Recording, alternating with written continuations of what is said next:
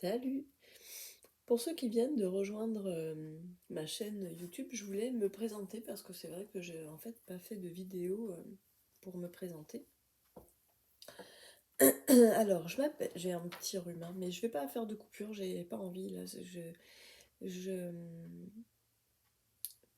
dans mes vidéos, j'ai envie de laisser aller, de laisser faire ce qui vient, de me laisser porter par ce qui a envie de sortir, d'émaner. Et du coup, à partir de maintenant, mes vidéos seront en une seule prise. Donc je vais essayer de m'appliquer pour que ce soit le moins euh, parfait possible. Donc je m'appelle Sandrine. Ouais, pour commencer les présentations, c'est toujours un peu les mêmes schémas qu'on reproduit aussi. Donc le prénom, Sandrine. Où est-ce que j'habite? J'habite dans les Landes, avec ma famille, mon chéri, alors j'allais dire mes 3 enfants jusqu'à il y a pas très longtemps, elles étaient encore toutes à la maison. Il y en a 2 sur 3 qui sont partis. Donc voilà. Dans une autre vie, mais encore dans celle-ci, hein, il n'y a pas encore très très longtemps, j'étais infirmière. Je travaillais dans un bloc opératoire dans la région, sur le bassin d'Arcachon. Et puis la vie m'a proposé une autre voie, une autre façon de pratiquer. Et en tout cas, m'a déjà ouvert les yeux sur ce dont moi j'avais besoin en fait. Donc, en me reconnectant à moi, parce que c'est vrai que pendant quand même pas mal d'années, j'étais plus dévouée à ma famille, à suivre un peu les projets de mon mari, de l'accompagner dans ses projets. Moi j'avais mon boulot, tout coulait de source, je me posais pas trop de questions en fait. Et puis, quand même, des fois, la vie, justement, quand on se pose pas trop de questions, ou quand on laisse couler, comme ça, quand on se laisse glisser au fil de l'eau, comme ça, des fois, il arrive que l'eau, elle rencontre des petites choses sur son chemin, et puis qui interpellent, quoi, qui bloquent, ou qui accélèrent le mouvement, ou qui freinent. Des fois, tout peut se mettre sur la route, que ce soit un barrage, ou après, on fait tout péter, bref. Moi, ce que la vie a mis sur mon chemin, c'est d'abord de me reconnecter à moi et apprendre à me connaître en fait, à apprendre qui je suis. Donc ça, j'ai commencé déjà grâce à une formation sur l'énéagramme que j'ai suivie à Bordeaux chez Catherine Rigol, pour ne pas la citer, un petit coup de pub, ça fait toujours du bien. Et franchement, cette formation a commencé déjà à me métamorphoser en fait, à me faire prendre conscience en fait que j'étais endormie, sous hypnose, dans un espèce de monde auquel j'appartenais pas vraiment en fait, je crois. Ou d'une façon pas complètement incarnée en fait, pas complètement moi en tout cas. Et bon, c'est vrai qu'en faisant tomber certains masques, bon, on se dit est-ce que c'est vraiment ça qui est moi? Est-ce que c'est vraiment ça? Et puis après, de l'autre côté, il y a la famille aussi qui te dit non mais c'est pas possible, c'est pas toi en fait. L'image que tu nous donnes jusqu'à maintenant, c'était toi. Pourquoi tu veux prendre une autre image? Elle nous convenait bien, celle que tu avais avant. Mais en fait, moi, elle me convenait plus. Cette image, j'avais vraiment envie de retourner à qui j'étais. En tout cas, peut-être que moi, j'avais une perception de moi qui était aussi complètement différente en fait de l'image que je renvoyais. Et je me voyais très certainement beaucoup plus durement que la réalité. Donc ça a été le commencement du chemin, du cheminement. Puis après, j'ai commencé à faire des formations de soins énergétiques. Donc le premier soin auquel j'ai été formée, ça s'appelle le soin de libération du péricarde. C'est un soin dont on n'entend pas beaucoup parler, mais c'est un soin qui, moi, m'a vraiment connectée à cette énergie de vie qui est en nous et qui siège vraiment. Bien sûr, si elle circule, l'énergie de vie circule partout en nous, mais son point d'origine, d'après vous, c'est où? Bon, il y en a qui savent déjà. Dans notre cœur, en fait. Notre cœur, c'est la coupe du Graal, c'est celui qui contient notre énergie vitale, le liquide sans lequel nous ne pourrions pas vivre. C'est celui qui permet tous ces échanges. C'est celui qui est alors on dit que c'est le cerveau le chef d'orchestre, mais en fait le cerveau dépend de notre cœur aussi. Si notre cœur ne bat plus, le cerveau n'est plus irrigué et il meurt lui aussi. Donc voilà, c'est là où siègent nos émotions. En fait, c'est là où siège l'intelligence émotionnelle. En fait, c'est notre cœur et du coup notre péricarde, qui est la membrane qui entoure le cœur, qui va capter et percevoir avec toute son intelligence les, notre environnement et qui, à travers nos filtres aussi, on est d'accord, ça après c'est plutôt l'ego qui rentre en jeu, la façon de réagir à nos stimulations extérieures, ça va être nos filtres, mais c'est notre cœur et notre péricarde qui captent en premier lieu, qui envoient les informations au cerveau et le cerveau va réagir et ensuite notre ego intervient aussi en fonction de tout ce qui a été mis sur notre chemin depuis qu'on est tout petit.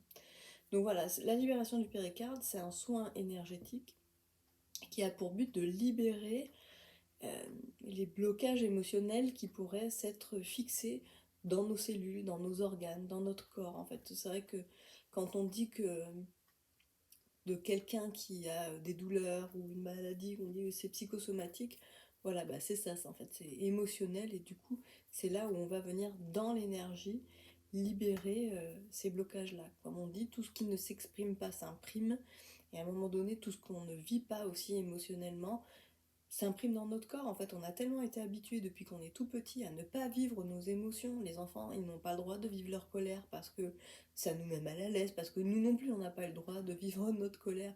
On n'a pas le droit d'être triste. Mais non, ça va aller, mon petit biquet, tout va bien. On n'a pas le droit d'avoir mal, on n'a pas le droit de vivre nos émotions. Donc tout ça crée des blocages, crée des traumas qu'à un moment donné, il va falloir évacuer. Donc moi, j'ai commencé ce travail, en fait, par là, par la libération du péricarde, en recevant dans un premier temps un soin par Vincent Emmanuel, qui venait à l'époque où j'habite, à Biscarrosse, et qui était aussi formateur et qui m'avait proposé la formation. Alors au début, j'étais pas très... qu'est-ce que je vais faire moi dans les soins énergétiques à presque 40 ans, franchement c'est pas trop mon truc. Moi je suis infirmière en bloc opératoire, tout va bien dans ma vie. Bon, et là, la question, le point d'interrogation a commencé à émerger en fait. Parce que oui, non, effectivement, tout allait pas bien dans ma vie, et notamment au niveau du boulot, quoi. Mais je m'étais dit, oui, bon, j'avais pas d'autre issue jusqu'à maintenant. Donc j'ai fait des soins, j'ai reçu des soins, et puis un jour, j'ai reçu à nouveau une invitation pour aller me former à la libération du péricarde, et tout s'est aligné, tout s'est mis en place pour que j'assiste à cette formation, et là, ça a été vraiment une révélation. Alors, le petit bruit derrière moi, c'est Auria que vous allez pas tarder à voir apparaître, peut-être le chien. Je sais pas si elle va rentrer. Non, on peut pas. Donc voilà, le début c'était ça. Ensuite, au boulot forcément, après c'était complètement en décalage en fait avec ce que j'avais vécu pendant cette formation, où là je m'étais vraiment reconnectée à cette essence de vie en moi. Me suis reconnectée à tellement de choses que j'ignorais en moi, c'était vraiment un truc de fou quand même. Et se reconnecter à son essence, ça peut faire peur aussi. On se dit, mais en fait j'ai tout ça en moi, j'ai une telle puissance en moi, qu'est-ce que je... Pourquoi? Qu'est-ce que je vais en faire? Ça fait peur en fait quand on a aussi eu l'habitude d'avoir une vie un peu toute tracée. Euh, bon, même si des fois on a entendu des choses, on a vécu des choses pas très cool, en même temps, voilà, j'avais pas une vie trop compliquée. Et là, après, ça commence à se compliquer. Quand on se reconnecte à soi, ça peut effectivement faire peur. Quand on ne s'est jamais autorisé en fait à être soi, on se dit merde, qu'est-ce qui va se passer quoi? Qu'est-ce que ma vie va devenir après? Je pense qu'on se pose pas toutes ces questions dans un premier temps. En tout cas, moi, je me les suis pas posées tout de suite. Mais c'est vrai que ça a engendré, ça a déclenché des changements dans ma vie qui m'ont amené plus tard à vouloir creuser, à faire de la PNL, à faire de l'hypnose.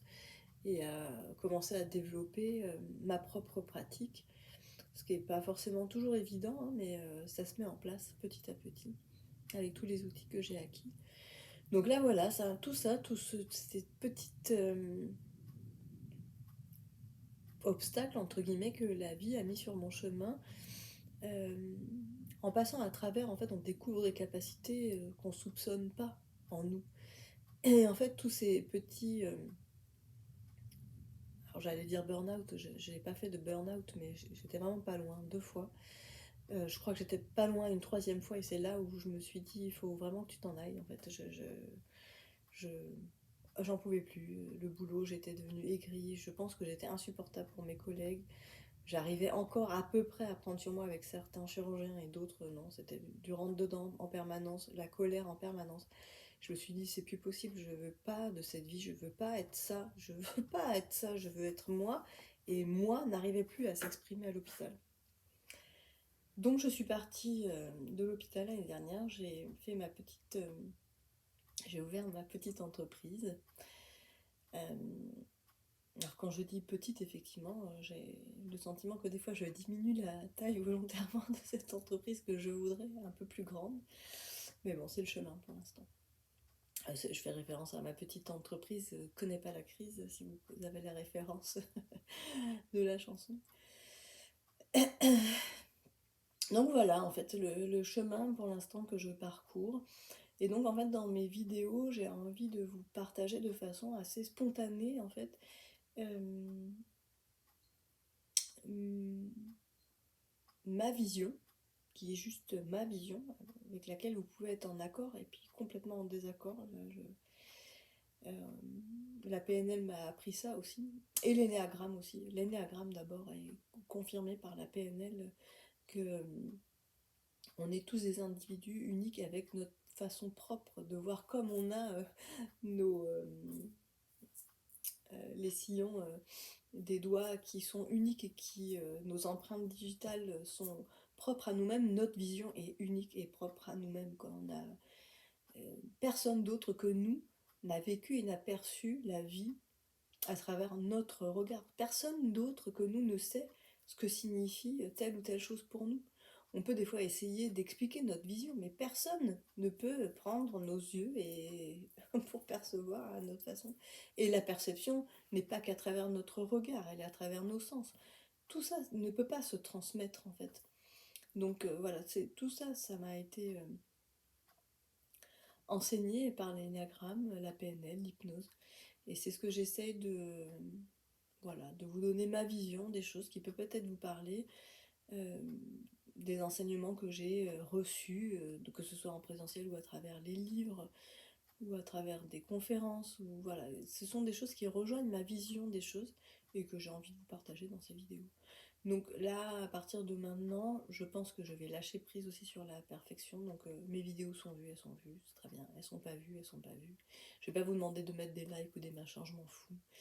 Mais voilà, moi je veux juste partager. Si ça diffuse, ça diffuse. Si ça diffuse pas, tant pis, y a pas de problème. Du coup, je vais pas non plus me prendre la tête à faire des vidéos super bien montées, super bien machin.